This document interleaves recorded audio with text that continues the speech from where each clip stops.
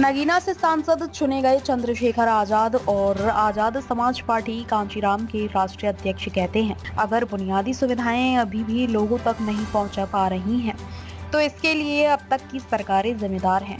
हमें देश के 80 करोड़ से ज्यादा लोगों के लिए काम करना है, जो गरीबों की जिंदगी जी रहे हैं।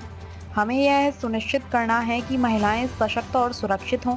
अब तक सरकार ने झूठे वादे किए हैं, लेकिन अब हम सरकार से सवाल करेंगे कि वे अपने वादे पूरे करें। अगर लोगों का जाति और धर्म के आधार पर शोषण किया जाता है तो इसे बर्दाश्त नहीं किया जाएगा। आपको लगता है कि अम्बेडकरवाद देश की जरूरत है?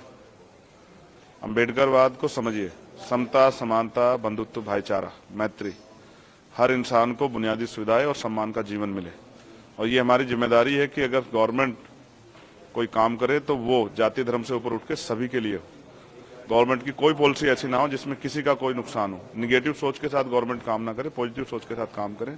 देश की आज़ादी के इतने साल बाद भी अगर लोग लंबे समय से बुनियादी सुविधाओं से वंचित हैं तो इसके लिए सरकारें जिम्मेदार हैं। अब वो बुनियादी सुविधाओं पर बात भी होगी और नए अवसर कैसे तैयार हों। देश का नौजवान सड़कों पर है, बेरोजगार है, देश का किसान परेशान है, न्यूनतम मजदूरी नहीं मिल रही है और ना ही रोजगार है लोगों पे। लोग सुबह उठ के जाते हैं बिकने के लिए, लेकिन कोई खरीदने वाला नहीं होता, क्योंकि देश में 80 करोड़ से ज्यादा लोग ऐसे हैं जो हैंड टू माउथ है। अभी सबके लिए काम करना है। महिला सशक्त हों और सुरक्षित हों। दिल्ली में भी महिलाएं सुरक्षित नहीं है। उन महिलाओं को फील कराना है कि वो भी इस देश में बराबर की इज्जत के साथ जिए। अभी तो सरकार ने सब झूठे वादे किए हैं। सरकार ने जो वादे किए उनको पूरा कराने के लिए सरकार से सवाल करेंगे। आपको लगता है कि कई जगह नाम बदले जाने की एक राजनीति होती है कि इसका नाम रख दो, उसका नाम रख दो, अम्बेडकर की मूर्तियां तोड़ दो, और एक दबाव की एक सोसाइटी है जो कि दबाव के अंदर काम करती है? ये निगेटिव थॉट है और ये इस निगेटिव थॉट को कब तक देश सींचता रहेगा, ये सवाल है। देश आजाद हो गया, अब भी अगर जाति के आधार पे या धर्म के आधार पर उत्पीड़न होता है तो देश को सोचना चाहिए। लोग इंसान है और इंसानों की वैल्यू होनी चाहिए। अगर कोई जाति धर्म के नाम पे किसी का के साथ शोषण करेगा तो ये एक्सेप्ट नहीं किया जाएगा। और लोग मरने के लिए पैदा नहीं हुए, चाहे वो माँ सोने की चम्मच से दूध पिलाने वाली माँ हो या चाहे वो टूटी चम्मच से, हर माँ को अपने बेटे से प्यार है। सबकी जीवन सुरक्षित होना चाहिए। एक आखिरी सवाल है आपसे।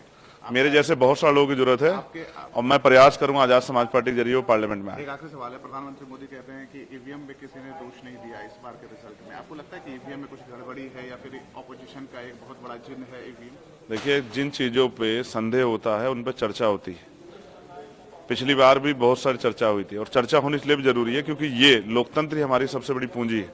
हमने यही कमाया। इसमें रानी का बेटा राजा नहीं बनता है, राजा वो बनता है जिसको जनता मत देती है।